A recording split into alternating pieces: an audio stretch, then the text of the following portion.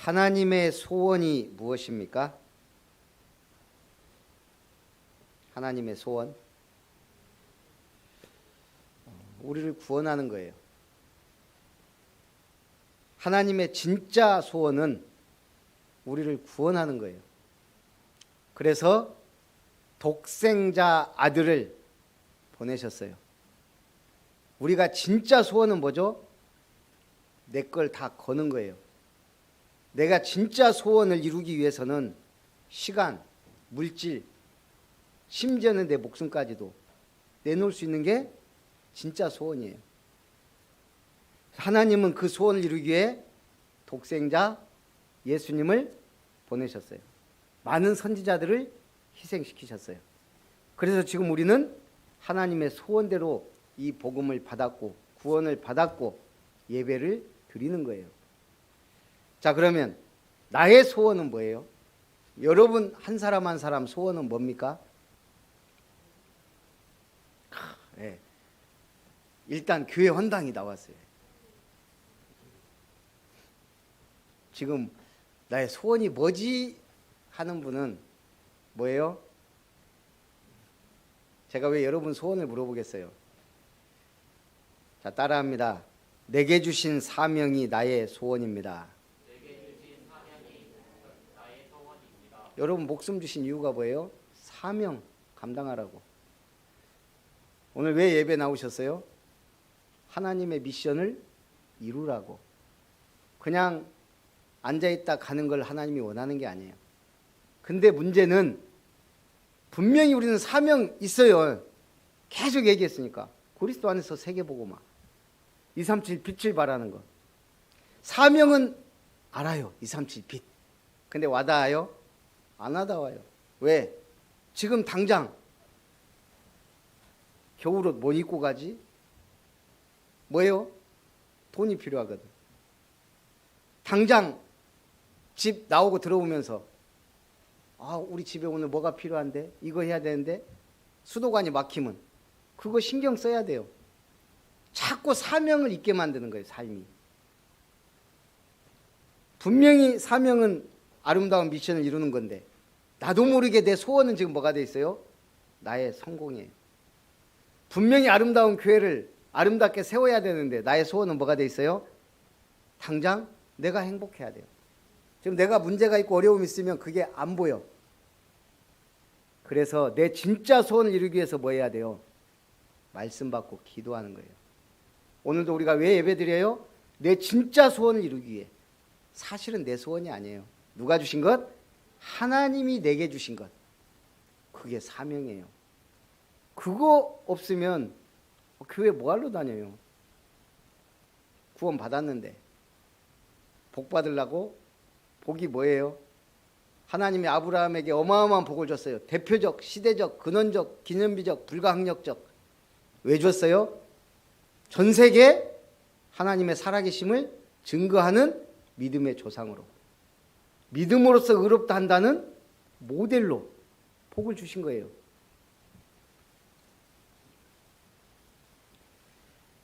그래서 우리는 말씀 받으면서 또 내 소원은 돈이 아니지 말씀이지 또 붙잡는 거예요.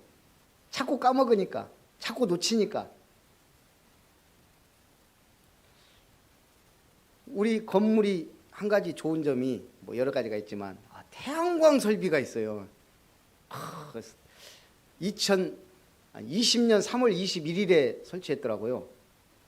근데 어느 날 집사님이 태양광이 안 돌아간대요. 이번 달에 전기세가 2배 이상 나왔어요. 제가 여기저기 전화해봤어요. 태양광 전화번호 뭐 책 보고 연락했더니 자기들이 설치 안 했기 때문에 거의 안 온다는 식이에요. 여기저기 전화해보다가 우리 전 건물주인한테 연락을 했어요. 여기 어디서 시공을 했냐고 알려주는데 거기가 아니래요. 자기들이 하지 않았대요. 답답하더만. 그래갖고 이제 결국은 거기에 이제 솔라 한솔에서 만들었어요. 한솔에다가 전화를 했어요. 그랬더니 자기는 업체에다가 이건 문의해야지 안 된대요. 그러면서 어떤 상황이냐고 묻더라고요.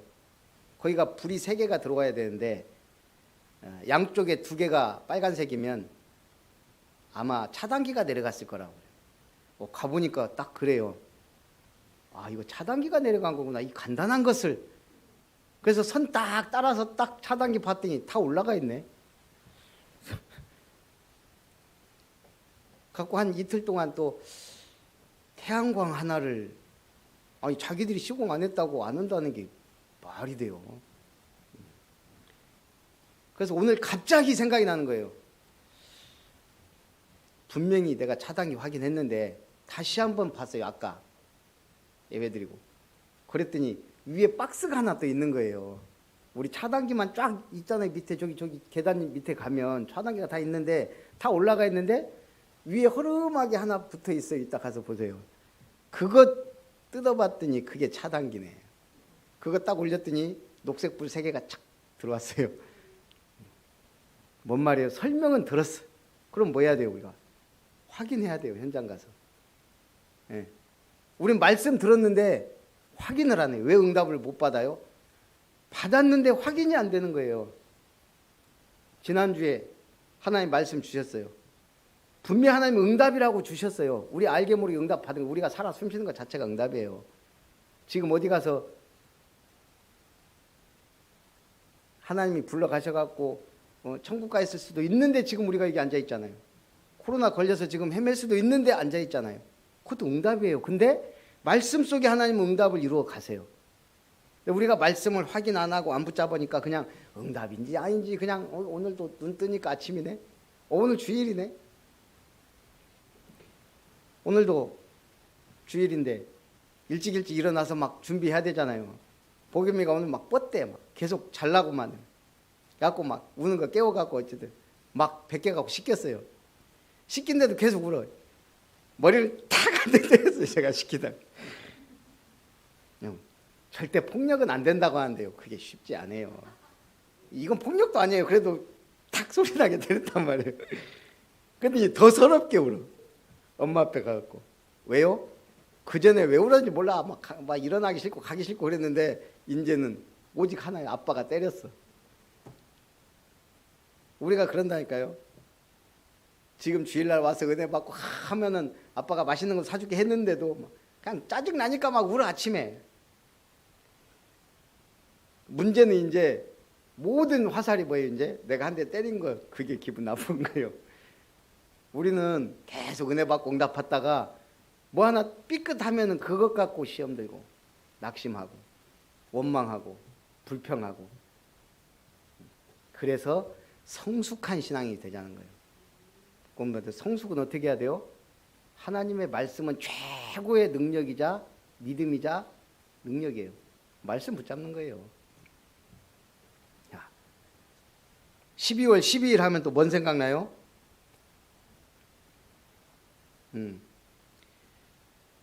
12월 12일은 역사적으로 누군가가 태어났던 날이고 누군가는 죽은 날이에요. 또 역사적으로 뭐 여러 가지 일이 있었겠지만 1948년 12월 12일은 유엔에서 대한민국이 한반도 유일의 합법정부로 승인된 날이에요. 중요한 날이죠. 유엔이 인정한 대한민국. 또 1948년의 12월 12일은 아니 79년의 12월 12일은 군사 쿠데타가 일어난 날이에요. 그래서 우리는 12.12 사태, 12.12 군사 쿠데타라는 말을 써요. 1979년 10월 26일인가 박정희 대통령이 피살당했어요. 그때 계엄군 선포하고 막 했는데 정승화 육군 총장인가 그 혼란한 틈을 타서 그 안정을 시켜야 될 전두환 노태우 군인들이 그 사태를 혼란을 틈타 정권을 장악하고 제11대 대통령이 됐어요. 이걸 반대하는 광주 민주화 운동을 잔인하게 진압하기도 했고 그래서 결국 제5공화국이 시작됐는데 김영삼 정부에 와서야 하극상에 의한 군사 쿠데타라는 역사적 평가를 받았어요. 이 쿠데타가 언제 일어나요? 혼란한 시국에 일어나요. 어느 나라든 정치적으로 막 혼란할 때, 그리고 그렇게 해서 쿠데타를 잡은 정부는 민주주의 못해요. 왜?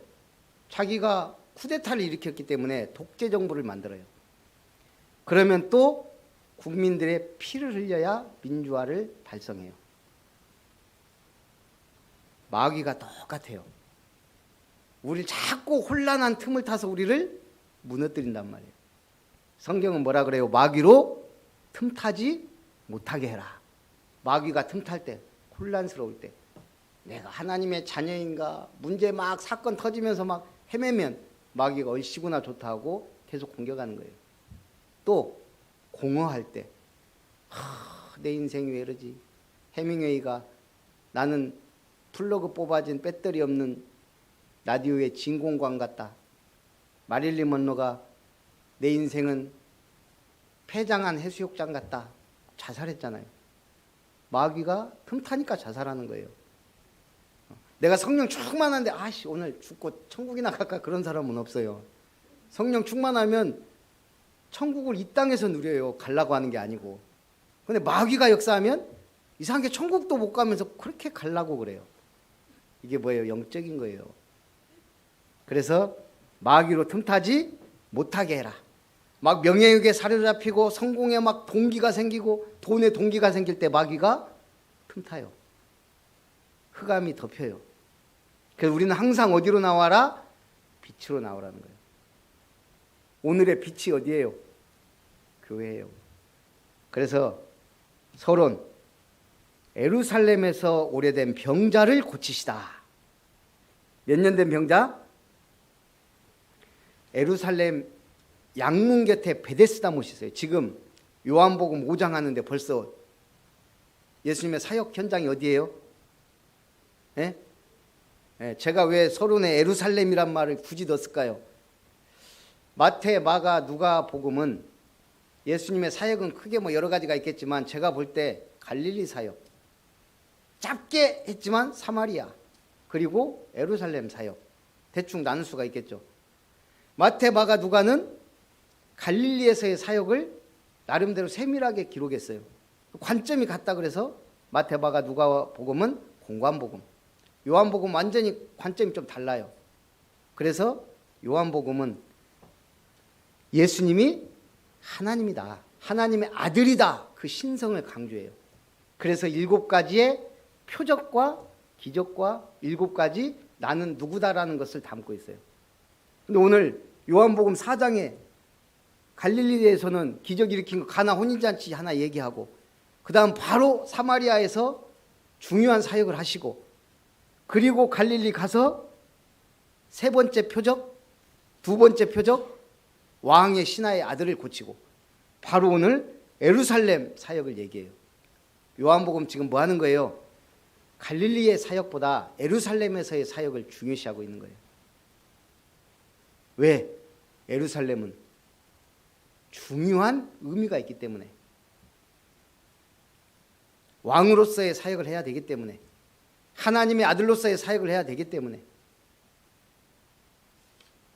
근데 예수님이 가셨을 때 베데스다라는 못이 있어요. 거기에는 신화인지 소문인지 그런 게 있어요. 그게 뭐예요? 물이 움직일 때 들어가는 첫 번째 사람이 어떤 병에 걸렸든지 낫는 거예요. 왜 물이 움직여요? 천사가 한 번씩 들어간다는 거예요. 그러니까 사람들이 언제 들어갈지 몰라 막 기다리고 있어요. 그러다가 물이 한 번씩 움직여. 천사가 막 들어가. 그때 제일 먼저 들어가는 사람이 어떤 병이든 낫는다. 여호와 하나님을 믿는 유대, 그것도 예루살렘에 이런 지금 얘기가 성경적도 아니고 뭣도 아니에요. 그런데 뭐 그런 일이 있다고 하니까 사람들이 이제 병자들이 거기 막 있다가 물이 움직이면 막 들어가는 거예요. 근데 이 38년 된 병자는 누워 있으니까 자기가 들어가려고 하면 이미 벌써 재빠른 사람이 들어가 버리니까 못 들어가요. 예수님이 오셔서 네가 낫고자 하느냐? 주님의 소원이 뭐예요? 자기가 원하는 자들을 찾아 구원하는 거예요. 수많은 병자들이 있지만 예수님은 오늘 이 사람을 찍은 거예요. 네가 낫고자 하느냐. 병이 오랜 줄도 아시고. 그 베데스다 못에 들어가서 어떻게 한번 고쳐보려고 하는데 도저히 기회는 안 생기고. 예수님이 직접 콜링하신 거예요. 우리가 왜 여기 앉아 있어요? 아이고 아름다운 게 소문 듣고 왔어요. 하나님의 부르심이에요. 그 이전에 하나님의 선택하심이에요. 언제부터? 머리털 나기 전부터. 여러분 뱃속에 있기 전부터.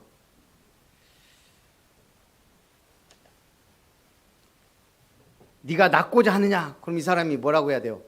아, 내가 낫고자 합니다. 이래야 되는데, 아니 지금 저기 베데스못에 들어가려고 하는데 사람들이 나보다 먼저 들어가서 내가 지금, 그때 예수님이 그냥 네 자리를 들고 일어나 가라 이래. 이미 예수님 구원하려고 마음 먹었기 때문에 대답 드릴 필요도 없어요. 자리를 들고 걸어가라. 그 사람이 곧 나와서 자리를 들고 걸어갔어요. 그런데 그날이 안식일이에요.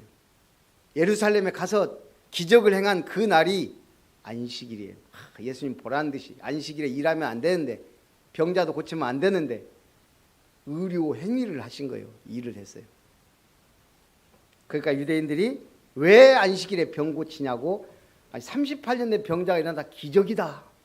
당신 누구요? 이렇게 나와야 되는데 네가 왜 안식일에 병 고치냐.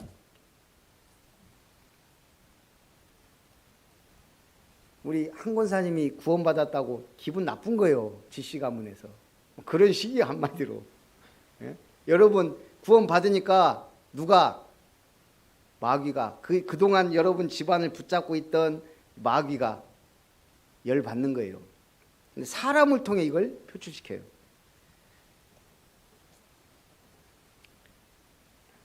그래서 오늘 예수님이 이 표적은 몇 번째? 몇 번째 기적? 첫 번째는 뭐라고요? 갈릴리 가나 혼인잔치에서 물이 변하여 포도주가 된 것. 두 번째는 왕의 신하가. 왕의 신하가 지금 가버나움에서 자기 아들이 병에 걸렸어요. 그러니까 예수님이 갈릴리 있다는 소문을 듣고 갈릴리까지 쫓아왔어요. 그리고 예수님한테 내 아들이 죽게 되었습니다. 살려주십시오. 우리 아들 죽기 전에 와주세요. 그때 예수님이 한마디 하세요. 가라, 네 아들이 살았느니라. 이 왕의 신하가 가면서 하인들이 와서 만났는데 언제 열이 떨어졌냐? 예수님이 가라, 네 아들이 살았다 한 그때 열이 딱 떨어지고 살아난 거예요. 두 번째 기적. 그리고 오늘 세 번째 기적이 38년 된 병자를 고치신 거예요. 뭘 말하는 거예요? 아, 병 고쳤구나가 아니에요. 예수님이 누구냐예요. 어떻게 이런 병을, 불치병을 고칠 수 있느냐? 그가 누구다? 하나님의 아들. 바로 예수는 하나님이시다. 예수님의 신성을 강조하는 거예요. 지금 인간이 죽을 병을 고칠 수 있어요? 아무리 의술이 뛰어나도. 지금 뭐 수술해서 고치고 하는 건 있지만 예수님 말씀처럼 말 한마디로 고칠 수 있는 사람은 하나님밖에 없어요.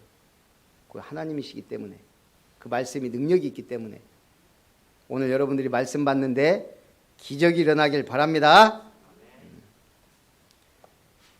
자, 그래서 첫 번째, 하나님께서 아들에게 모든 걸 맡기셨다는 거예요.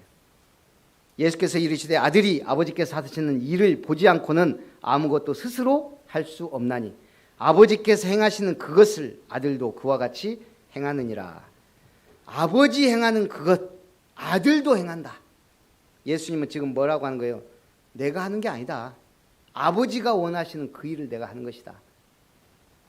아버지께서 아들을 사랑하사 자기가 행하시는 것을 다 아들에게 보이시고 또 그보다 더 큰 일을 보이사. 누구를 놀라게 하려고요? 너희로 놀랍게 여기게 하시리라. 기적을 일으키면 먼저 누가 믿어요? 믿을 사람들이 믿어요. 기적을 일으켜도 안 믿을 사람들은 안 믿어요. 전 세계 사람들이 부활, 크리스마스 성탄절과 부활을 알아요. 부활절을. 믿어요? 안 믿어요. 믿을 사람이 믿어요. 그래서 우리는 뭐라 그래요? 그걸 은혜.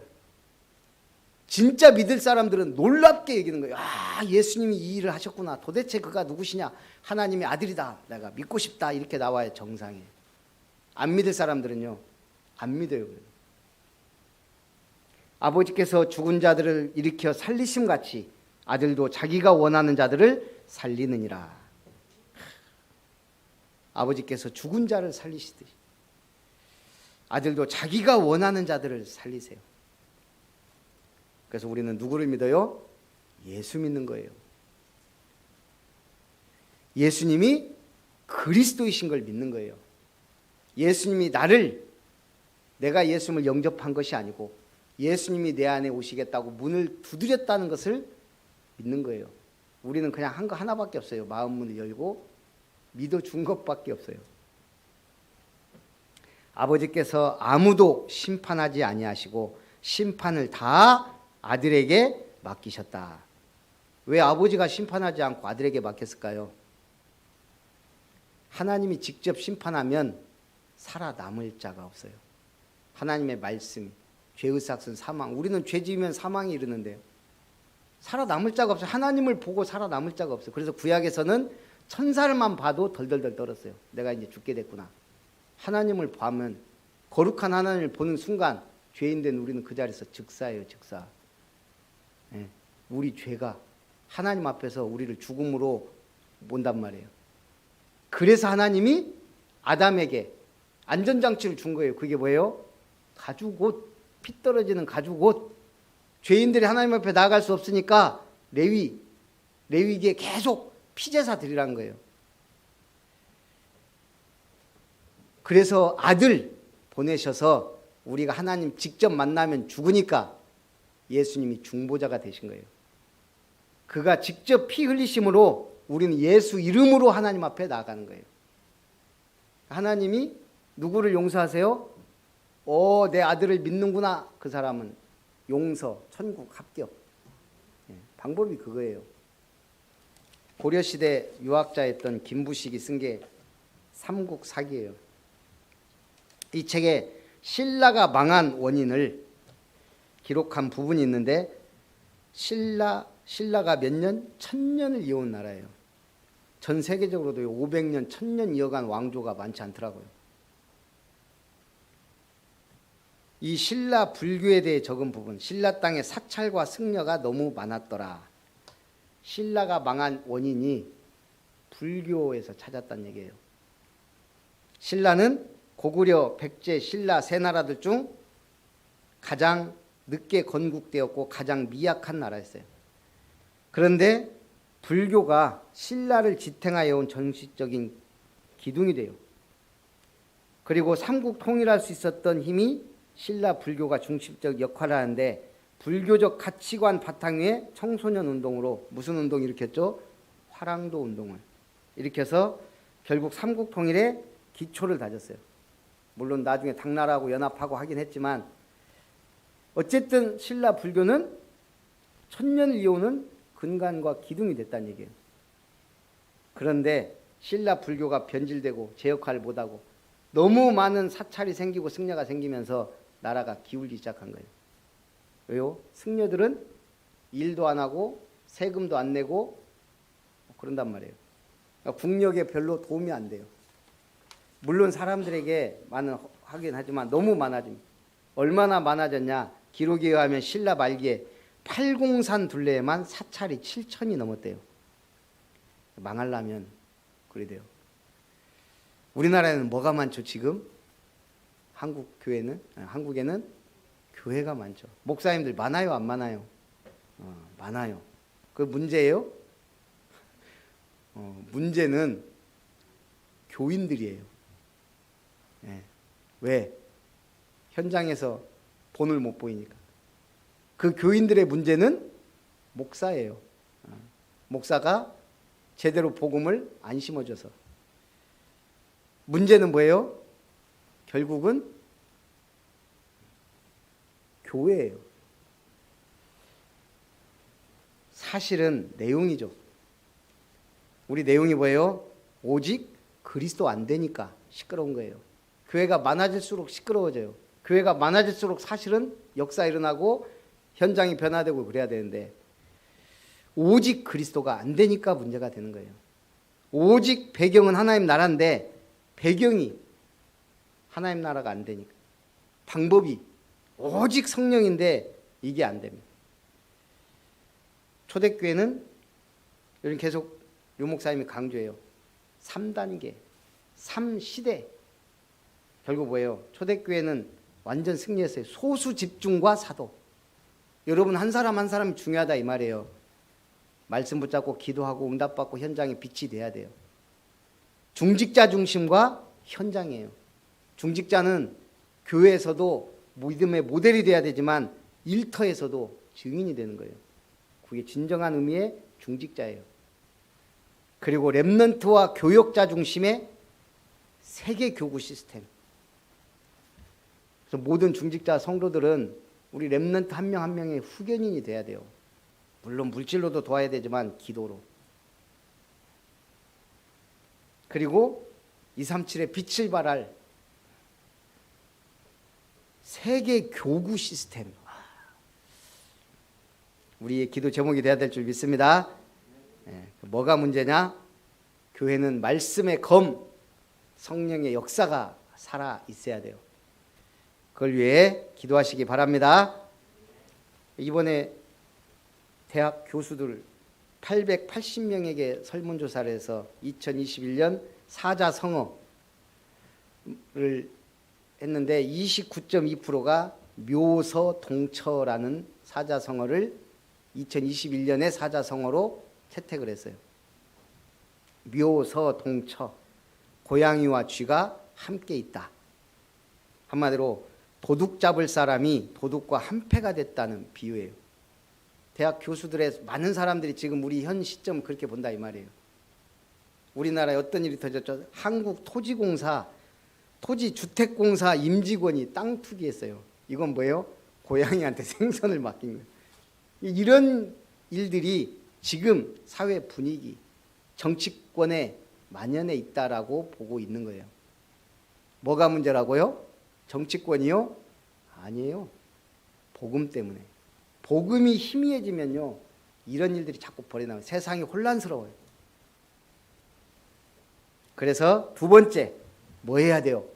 아들을 공경하는 자는 살아난다 이 말이에요. 우리 누구를 공경해야 돼요? 오직 예수. 모든 사람으로 아버지를 공경하는 것 같이 아들을 공경하게 하려 하심이라. 하나님을 사랑하면 누구를 사랑하게 돼요? 예수님을. 예수님을 사랑하면 그의 몸된 교회 사랑하게 돼요. 제가 처음에 좀 적응 안 됐던 게 우리 김권사님은 꼭 기도할 때 사랑하는 목사님, 처음에는 이게 적응이 좀 안 됐어요. 제가 원래 사랑이란 단어에 약하거든요. A형에다가 우리 집안에서도 그렇고, 아니 생일도 안 차려주는데 무슨 사랑이란 말을 들어보고 자란 적이, 우리 어머니도 그냥 축복은 해주는데 아이고 아들아 사랑한 이런 말을 옛날 사람들은 안 했고 못 했어요. 욕은 잘해. 교회를 다녔는데 욕은 잘하는데 사랑한다는 말을 못 하고 안 했어요. 그래도 역시 서울 사람이라 사랑하는 목사님 기도하는데 처음에는 적응이 안 되면서도 기분이 좋더라고요. 나를 저분이 정말 사랑하나? 이런 생각도 막 하고. 시간이 지나면서 느끼는 거예요. 아, 진짜 교회 사랑하고 목사를 사랑하는구나. 이게 조금씩 이제 느껴져요. 말이 중요해요.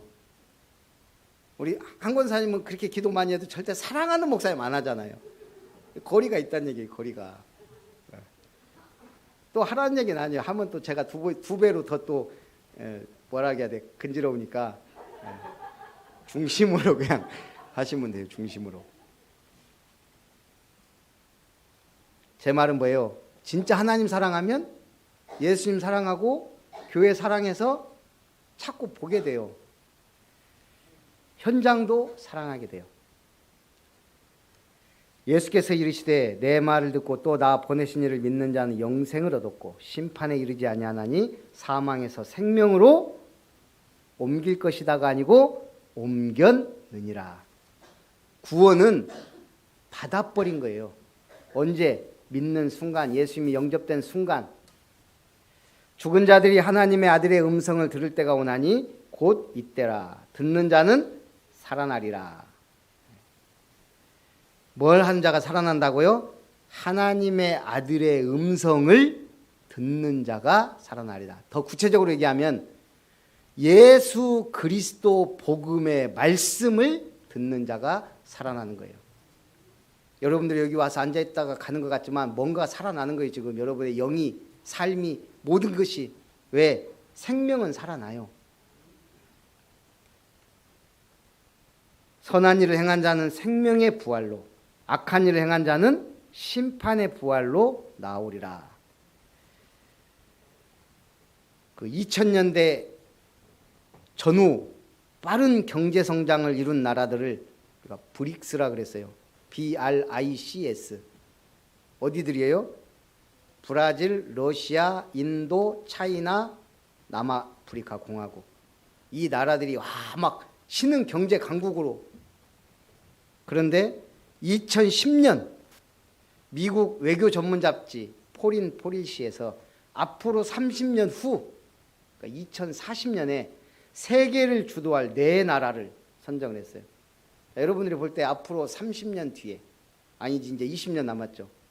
세계를 주도할 4나라 한번 꼽아보세요.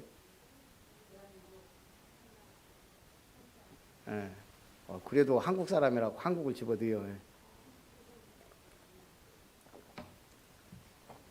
구스라 그래서 GUTS 4나라를 꼽았어요. G 저먼 독일, U 당연히 유나이티드 스테이츠 미국, 또 T 약간 의외지만 터키. 터키를 가보면요 지리적으로 완전 유럽과 아시아의 관문이에요. 강대국이에요. 터키 중요한 지리적 위치나 모든 게 러시아하고도 통하지, 코카서스 3국과 바로 중동하고 연결되죠. 유럽의 관문이자 중심이에요. 그 다음에 S는 그게 한국이에요. 사우스 코리아. 근데 이 잡지가 한국이 그렇게 될 수 있는 근거가 있어야 되잖아요. 5가지를 꼽았어요. 우리가 주로 이렇게 거기 인터넷 쳐보면 4가지 나와요. 4가지. 첫째가 남다른 국민성. 부지런하지, 똑똑하지, 열심 있지. 일하는데 최고 열심, 노는데 최고 열심. 일하는 시간과 일정도 제일 많고 노는 것도 밤새가면서 노는데 우리밖에 없어요. 유럽 같은 데 가보면 다 9시 되면 다 불 거예요. 유흥업소도 다 불 거예요. 갈 데가 없어요. 한국은 막 밤새 불이 켜 있어요. 어디를 가든. 시골도 대단한 나라. 24시 편의점도 거의 없다니까요. 외국은. 잘 놀고 하여간 보통 민족이 아니에요. 2번째는 남다른 교육열. 교육열도 대단해요. 우리나라가 세계에서 IQ가 1, 2위인 거는 그건 교육열하고도 관계 있어요. 한 19, 20이 되면요 평균 70이에요. IQ가 전 세계. 나는 그게 왜 이런가 했더니 교육을 안 받으니까 IQ가 이게 안 나오는 거예요. 셋째는 기술력이에요. 지금 해외에 나가면 한국을 기술국가로 인정해요. 백색 가전은 뭐 완전 인자 휩쓸어 버렸고, 해외 가면 이제는 뭐 삼성, LG 뭐 이런 간판은요 수두룩해요. 제품도 마찬가지고. 넷째는 700만 명에 이르는 해외 동포들. 이 작은 나라가 어떻게 이렇게 많이 흩어져 있는지. 700만 명. 세계 어디를 가도 한국 사람들이 있어요. 세계 구석을 가도 신라면이 있듯이. 그리고 가면은 한국 교회가 있어요. 대부분. 불교 신자도 많은데 가면 절은 안 세우는데 교회는 세워요. 교회 중심의 삶을 사요. 한국. 5번째로 꼽은 게 기가 막혀요. 한국의 프로테스탄트 교회예요. 한국의 기독교. 아까 그 4나라 중에 미국은 말할 것도 없는 제일 기독교 선교 국가예요. 독일은 외면상이든 어쨌든 철저한 기독교 국가로 세계가 인정해요. 터키는 어느 순간 이슬람 돼버렸잖아요. 그래서 공항도 이스탄불 공항이고 완전히 거기는 이슬람이에요. 우리 터키 공항 갔다가 잠깐 시내 갔다가 왔거든요. 1시간 머물러 갔는데 우리 그 큰 다리에서 이제 사진을 딱 찍는데 막 그리스도 하고 막 이러고 있는 거예요. 이 운전자가 막 깜짝 놀라가 뛰어갖고 총 맞는다고, 예수 믿는 티내면 총 맞는다고 지금 막 그다음부터 원니스 이러고 뭐 우리 놀랐더니 그리스도 했다가 잘못하면 죽는 데가 터키예요. 살벌한 동네예요. 믿는 사람에게. 거기 외에는 한국은요, 저는 그냥 기독교 강국이라고 생각해요. 기독교 때문에 엄청난 성장과 발전을 했고 기독교 때문에 강국이 된 나라. 자, 그러면서 결론. 증인의 삶을 살라는 거예요. 증인의 삶을 살아. 예수께서 이르시되 나를 위하여 증언하는 이가 따로 있으니 나를 위하여 증언하시는 그 증인이 참인 줄 아노라. 하나님께서 아들을 위해 증언하시듯 예수께서 믿는 자에게 증거를 주신다. 너희가 성경에서 영생을 얻는 줄 생각하고 성경을 연구하거니와 이 성경이 곧 내게 대하여 증언하는 것이니라. 오직 예수는 그리스도이심을 증거하라. 어떻게 증거할 거냐? 오늘 성경 구절로 말씀을 드립니다. 민수기 18장 19절. 이스라엘 자손이 여호와께 거제로 드리는 모든 성물은 네가 영구한 몫의 음식으로 너와 네 자녀에게 주노니 이는 여호와 앞에 너와 네 후손에게 드리는 후손에게 영원한 소금 언약이니라. 역대하 13장 5절. 이스라엘 하나님 여호와께서 소금 언약으로 이스라엘 나라를 영원히 다윗과 그의 자손에게 주신 것을 너희가 알 것 아니냐. 오늘 성경 구절 두 개에서 공통적으로 나온 단어가 뭐예요? 소금 언약. 여러분 뭐가 되라고? 이번 한 주간은 나는 소금이다 생각하고 사세요.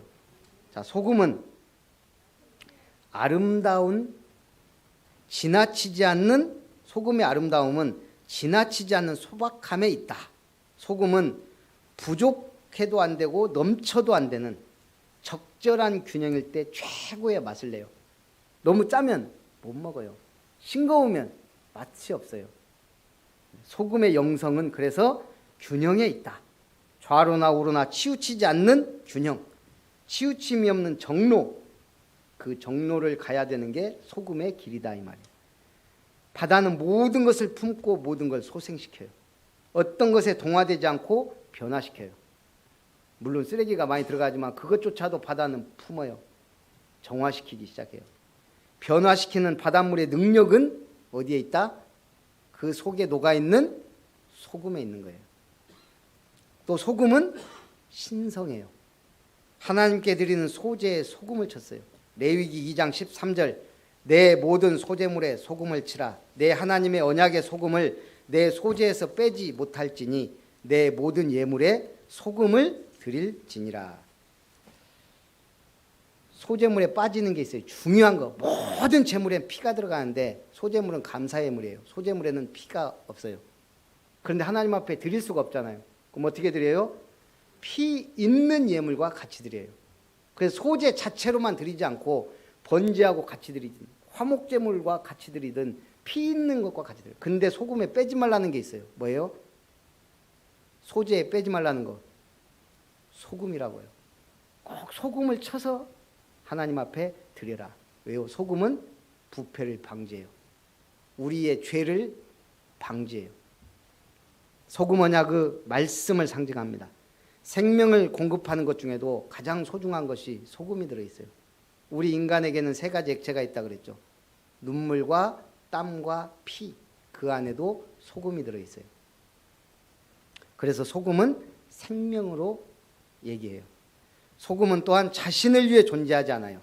소금은 우리를 위해 맛을 냅니다. 자신을 녹여서 맛을 내요. 예수님의 말씀을 따라 썩어가는 세상을 썩지 않도록, 죽어가는 생명을 구원하는 이 우울한 세상에, 흑암에 덮인 세상에 맛을 내는 소금 같은 사람 되시기를 주님의 이름으로 축복합니다.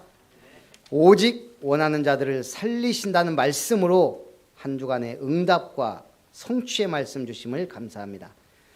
아들에게 모든 걸 맡겼으니 아들을 공경하는 자는 살아나듯이 우리는 그 아들 안에서 증인의 삶을 살게 하옵소서. 주 예수님의 이름으로 기도하옵나이다. 아멘. 받으신 은혜를 생각